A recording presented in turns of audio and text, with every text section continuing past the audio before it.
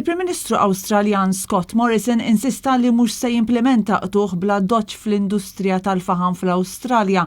Dan minkejja l-kritika reazzjoni tal-Gvern fil-konfront tal-effetti fuq il-klima u fir-rigward tal-kriżi ta' nirien li bħalissa qed tipperikola l-ħajja u proprjetà f'diversi stati Awstraljani.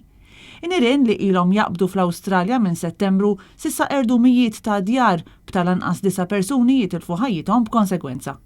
Morrison fl-aħħar jiem spiċċa kundannat minn ħafna Awstraljani tal-li waqt l-eqqel tal-kriżi mar vaganza fil-Hawaii flimkien mal-familja tiegħu. U għalkemm il-Prim Ministru qata' ħessrem din il-btala u sostna li l-ebda tibdil fil-politika relatata mal-industrija tal-faħam m'għandha tkun ikkondizzjonata mill-paniku. Morrison spjega li hu m'għandux jissodisfa s-sejħiet ta' wħud u jieħu azzjonijiet li jaqirdu x-xogħol minn barra li jaffettwaw ħażin lill-ekonomija.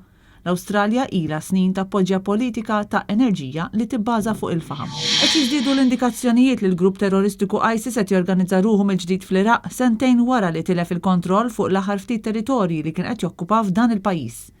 Sorsi qrib is-servizzi sigriti Kurdi qalu li l-ISIS sar aktar kapaċi u perikolus mill-militanti mal-moviment Al-Qaida. Dan fost rapporti li l-ISIS għandu tattiċi offensivi superjuri u minn barra kapaċità mill-aspett teknoloġiku ħafna aktar flus għad dispożizzjoni tiegħu biex iwettaq l-aġir terroristiku. L-indikazzjonijiet huma li l-ISIS bħala organizzazzjoni għattet l-aħħar sena tibni mill-ġdid mill-fdalijiet tal-kalifat li kien ħabbar l-eks kap terrorista Abu Bakr al-Baghdadi. Baghdadi kien spiċċa maqtul f'Ottubru li għadda. Sorsi f'Ankara qalu li f'perjodu ta' jumejn biss ħarbu lejn it-Turkija tal-anqas 25,000 ċivil mir-reġjun ta' Idlib fil-Majstral tas-Sirja u li jinsab taħt assedju kontinwu.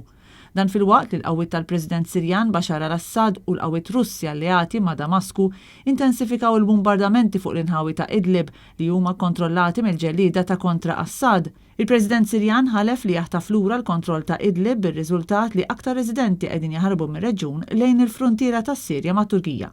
Bħalissa fit-Turkija hemm 3.7 miljun refuġġjat Sirjan li jikkostitwixxu l-akbar popolazzjoni ta' refuġġjati fid-dinja.